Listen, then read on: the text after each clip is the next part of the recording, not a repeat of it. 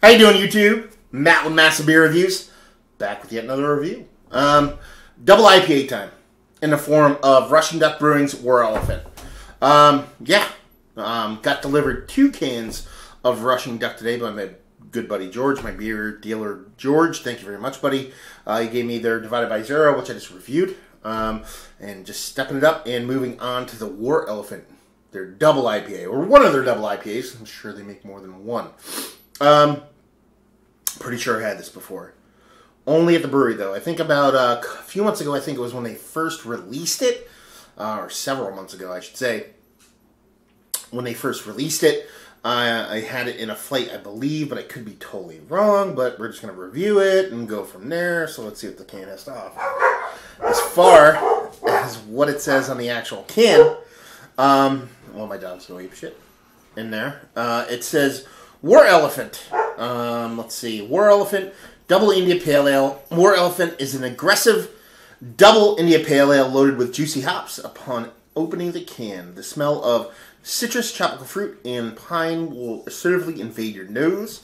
After pouring War Elephant into a glass, you'll be lulled into the false sense of security by its pale golden color and rocky white head. Then, when you first taste the War Elephant, your taste buds face a full-on assault with a barrage of more fresh hop flavors. Only when you've finished the can will the War Elephant finally acknowledge you as a worthy foe. From the first sip, this is one belligerent pachyderm. Drink fresh, store cold. 8.6% alcohol by volume. Russian Duck, Orange County, New York, and that'd be that. Now here's the deal. Second Russian Duck can I had tonight. Second Russian Duck can I've ever had. A lot of their stuff I've gotten was in bottles.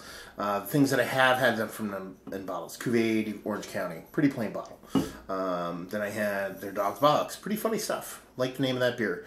Then I saw their anniversary beer, which is Russian Duck Part 2.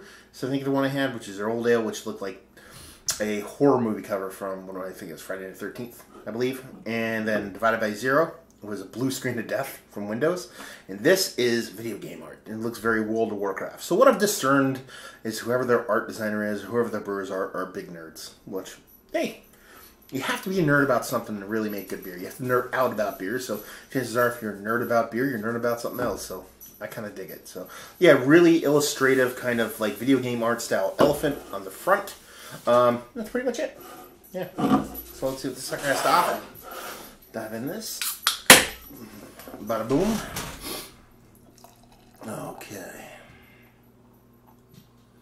Throw that in there really hard. See if we can get a nice head on that sucker. Pinky finger. Infinitely compact bubbles. Kind of a creamy, pillowy head. Not super rocky as it says on a label. A little bit of haze. Actually, very nice particulate haze. It's not like a super in general haze, and more that it's like really tiny bits of particulates. Super subtle kind of carbonation going on, and that's pretty much it. Let's see if we can get a nose on this. My nose is a little runny, so.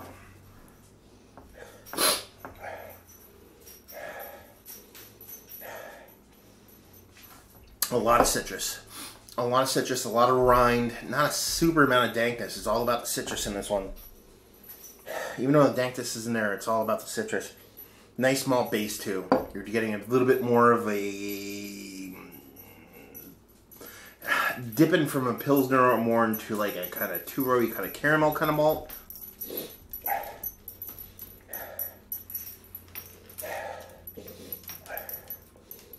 Yeah, and that's pretty much it.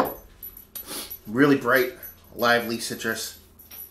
Still is similar to the Divided by Zero, still going more of the orange, blood orange kind of route, somewhere in between there where you're getting that nice typical orange tangerine-ness, then you're starting to get a little bit of that kind of grapefruitiness with a subtle bit of orange that you get from blood oranges, along with a nice hefty malt base. So yeah, I mean, she looks cool. She smells cool. Let's see what let's see what she tastes like. Cheers.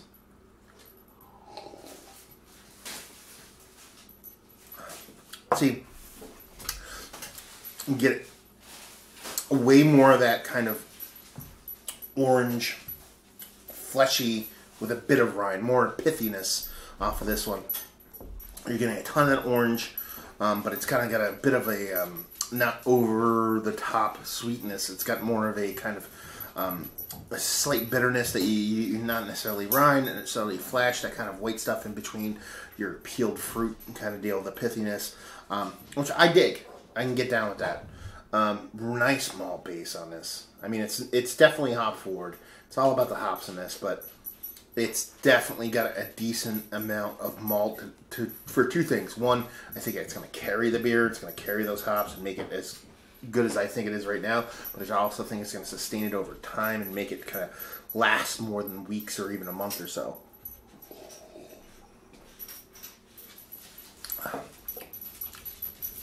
There's a bit of bitterness on the back end.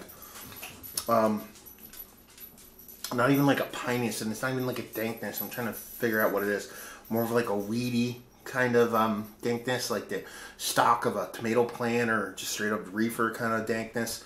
And yeah, this is good. I dig this. It's not my favorite double IPA. It doesn't lean in that super over-the-top tropical juicy direction that I kind of get all fucking vapors over. But where it is with that citrus base, it's about as best as I'm going to get with that kind of IPA going, or that kind of double IPA going. Because, like I said, personal preference, I'm all about the juice. But if I'm going to go into that kind of just straight up citrus with a bit of dank kind of going on, kind of realm, this is where I want it to be.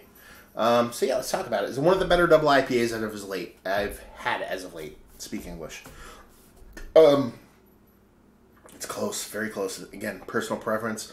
If I was more of a citrus person, this would be in there. But I'm going to go outside looking in. Very close. But was it something I would buy again? Absolutely.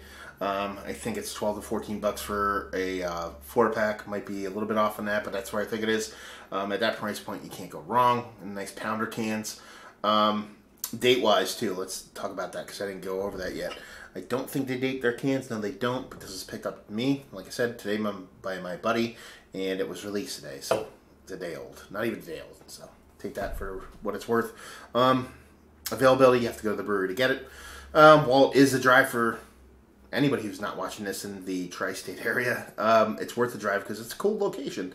Nice little brew pubby kind of thing they got going on. This really nondescript kind of like warehouse in the back, but there's a bunch of good breweries around that area and awesome little roadhouse down the road, and it's a nice little trip. So if you're in the area, you should definitely give it a whirl. And just say, if you like what we like this, basically everything I just said, and put that on rinse repeat. If you like double IPAs that are made well, balanced well, clean as fuck, hefty enough on the malt base to carry it through more than a week or two, but you want them to lean on the citrus side of things, subtle dank citrus side of things, and this is definitely worth your while because it is pretty damn delicious. So there you go, another review in the books. Hopefully you guys enjoyed the review. If you did or you didn't or somewhere in between, please leave a comment in the comment section below. Like, subscribe, all that fun stuff. If you want to check us out anywhere else on the internet, you can. Facebook, Twitter, Instagram, Untapped, Massive Beers, and all 4 of those places. And yeah, another review down. So hopefully you guys enjoyed the review. Hopefully enjoying a nice double IPA right now. And hopefully see you next time. Cheers.